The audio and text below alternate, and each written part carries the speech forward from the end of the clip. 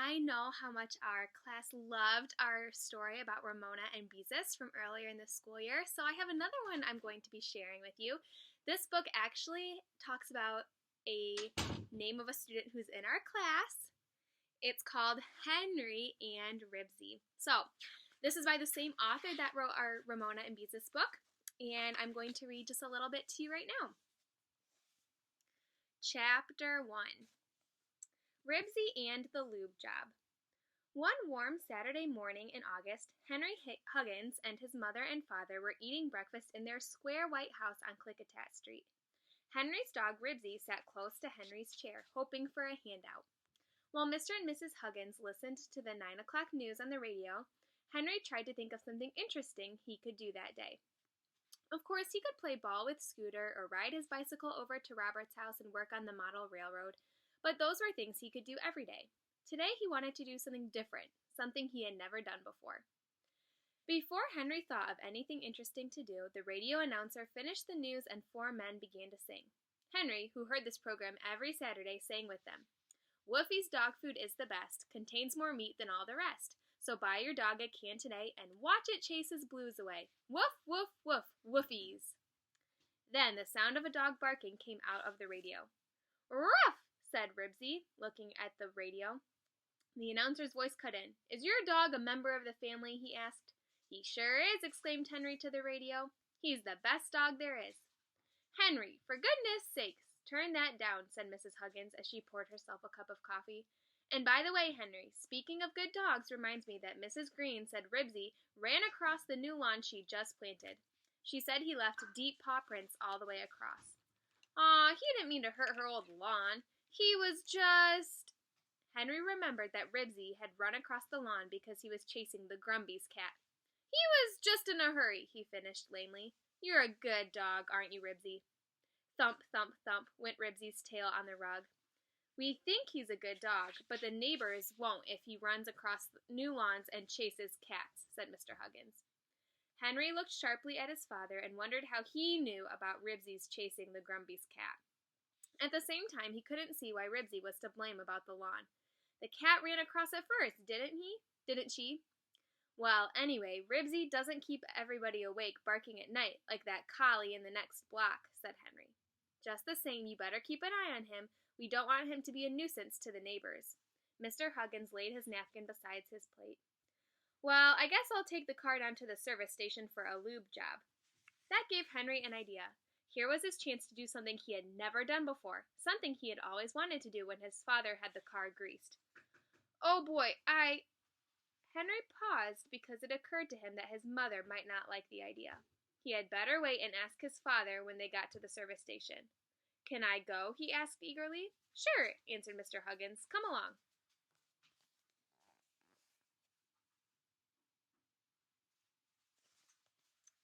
Woofie's dog food is the best, sang Henry as he and Ribsy climbed into the front seat of the car. Henry sat in the middle beside his father because Ribsy liked to lean out the window and sniff all the interesting smells. Henry was happy to be going someplace, even just to the service station with his father. He always had a grown-up, man-to-man feeling when they were alone together. He wished his father had time to take him places oftener.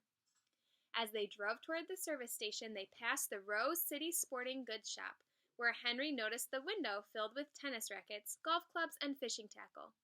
Fishing tackle. That gave Henry a second idea. Say, Dad, he said, I was wondering if you plan to go fishing pretty soon. I expect I will, Mr. Huggins stopped at a red light. Hector Grumby and I thought we'd go salmon fishing sometime in September. Why? How about taking me along this year? Henry tried to sound grown-up and casual.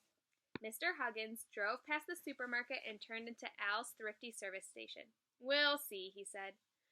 Boy, oh boy, thought Henry as he and Ribsy got out of the car near the grease rack. When his father said, we'll see, he meant, yes, unless something unusual happens.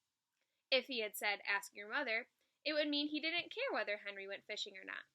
But, we'll see. Henry could see himself sitting in a boat, reeling in a salmon, a Chinook salmon. He could see himself having his picture taken beside his fish and could hear people saying, yes, this is Henry Huggins, the boy who caught the enormous Chinook salmon. When Mr. Huggins had arranged with Al, the owner of the station, to have the car lubricated, He turned to Henry and said, I have to go to the bank and do a few errands. Are you coming with me, or do you want to wait here? Henry had been so busy thinking about fishing that he had almost forgotten why he came to the filling station in the first place. He looked at the car beside the grease rack and hesitated. Maybe it was a silly idea. Still, it was something he had always wanted to do. Say, Dad, do you suppose I could stay in the car and ride up on the grease rack? Mr. Huggins and Al both laughed. You know, I always wanted to do the same thing when I was a kid, said Mr. Huggins. It's all right with me, but maybe Al won't think it's such a good idea. It's okay with me, said Al. But once you get up there, you'll have to stay till I finish the job. It may take a while because I have to wait on customers. Sure, I'll stay, agreed Henry. And you're not to open the car door while you're up there, cautioned Henry's father. I won't, promised Henry, and got back into the car. So they're at the place where they're getting the car fixed, and so it goes up on this pole. And so you can see Henry, he's right up there looking down, and he's going to wait up there until the car is getting done being fixed. And there's his dog, that's Ribsy, waiting for him down there. Al drove it up onto the rack and then got out to fix the axle supports that held the car to the rack. He turned the handle, and Henry felt the car begin to rise. So long, Dad, Henry called as he and the car rose slowly into the air.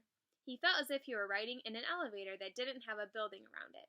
Too bad some of the boys and girls were not around to see him now. The car stopped, and Henry could hear the psht, psht of the grease gun as Al worked beneath him. How different things looked from up in the air. Wouldn't it be fun if cars could take off and drive along just this high? Woof, said Ribsy, looking anxiously up at Henry as if he could not understand what the Huggins car was doing up in the air.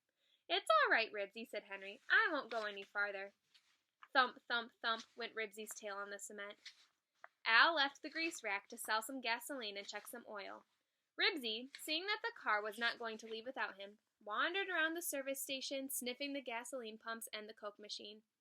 Henry sat behind the steering wheel and pretended he was driving the car around in the air.